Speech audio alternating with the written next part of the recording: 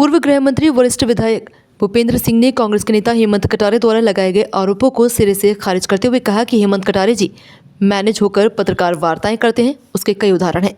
पूर्व मंत्री भूपेंद्र सिंह ने कहा कि मेरे परिवहन मंत्री के रूप में कार्यकाल में सौरभ शर्मा कभी भी मेरे विधानसभा क्षेत्र के चेक पोस्ट पर पदस्थ नहीं रहा। अगर कभी उसकी पोस्टिंग मालथौन चेक पोस्ट पर रही तो हेमंत कटारे जी उसका आदेश और तारीख बताएं। यदि ये प्रमाणित कर दें तो मैं राजनीति से संन्यास ले लूंगा। मैं हेमंत कटारे जी पर मानहानि का केस करूंगा। मुझे जानकारी मिली है कि कांग्रेस के विधायक हेमंत कटारे जी के द्वारा ये जो सौरभ शर्मा जो ये पूरा जो परिवहन का विषय जो सामने आया है और जो रेड हुई है और जो सौरभ शर्मा के यहाँ से जो भी सोना वगैरह या जो भी पकड़ा गया है, इस संबंध में हेमंत कटारे जी ने कहा है कि सौरभ शर्मा की नियुक्ति मेरे द्वारा हुई थी या मैंने अनुशंसा की थी, ये पूरी तरह से असत्य है।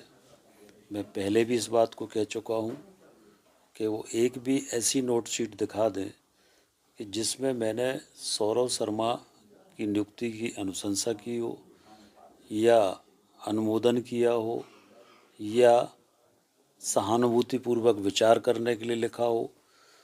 मैंने कभी भी सौरभ शर्मा की ना नियुक्ति की अनुशंसा की।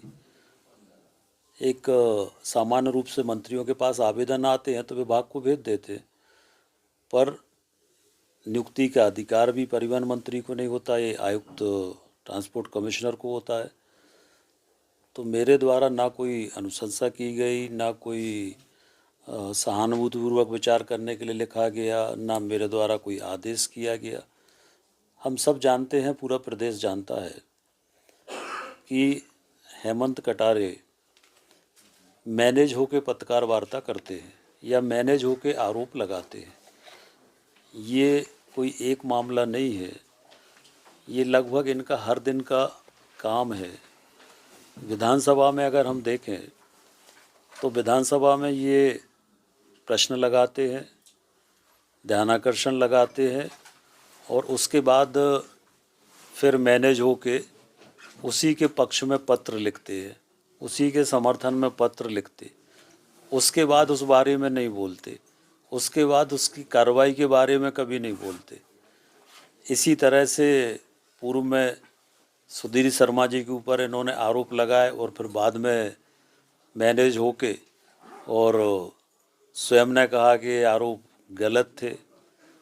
तो हेमंत कटारे जी, पूरा प्रदेश जानता है कि मैनेज होकर पत्रकार वार्ताएं करते हैं।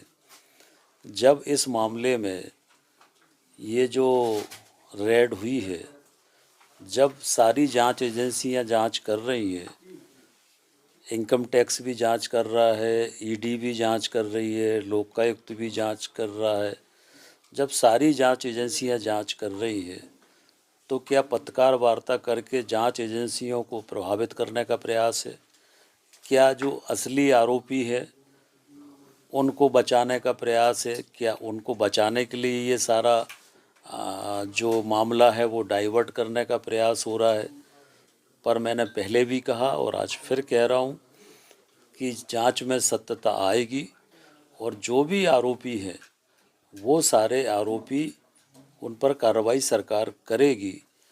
जहाँ तक हेमंत कटारे जी का सवाल है, ये स्वयं 376 के आरोपी रहे हैं और 376 एक महिला पत्रकार की तरफ से ये केस रजिस्टर्ड हुआ था और उस केस में मुझे मालूम है कि उस एफएसएल के माध्यम से वो जो पॉजिटिव रिपोर्ट थी रेप की, उसको किस तरह से नेगेटिव किया गया, वो पूरी कहानी मुझे पता है। वो भी मैं सामने लाऊंगा कि कैसे वो नेगेटिव रिपोर्ट हुई।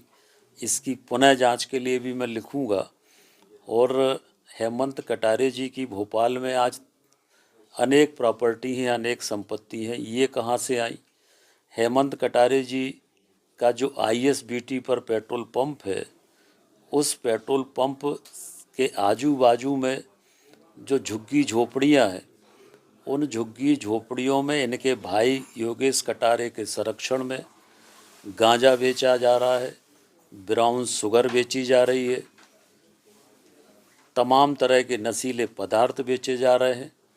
इनके खुद भाई के ऊपर, योगेश कटारे के ऊपर 35 आपराधिक प्रकरण हैं और ये चुनाव के समय भी भिंड में कैसे चुनाव जीते ये भी मुझे मालूम है।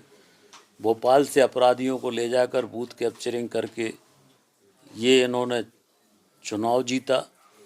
तो वो पूरे समय भोपाल में रहकर और मैनेज होकर इसी तरह से लोगों पर आरोप लगाते हैं, पर मैं उनको मैनेज करने वाला नहीं हूँ। मेरा राजनीतिक जीवन खुली किताब की तरह है।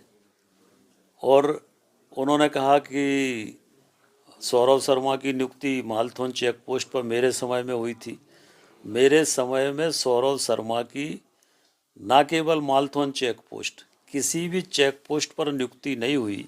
मेरे समय में ऐसा परिवहन मंत्री था जिसने पूरे प्रदेश में चेक पोस्ट बंद कर दिए थे। तो उनको तो मेरी प्रशंसा करना चाहिए कि मैंने तो चेक पोस्ट बंद किए थे। तो वो तो उल्टा प्रशंसा करने की जगह आरोप लगा रहे हैं। तो ये सब किसके कहने पे कर रहे हैं, क्यों कर रहे हैं, ये सब जानते हैं।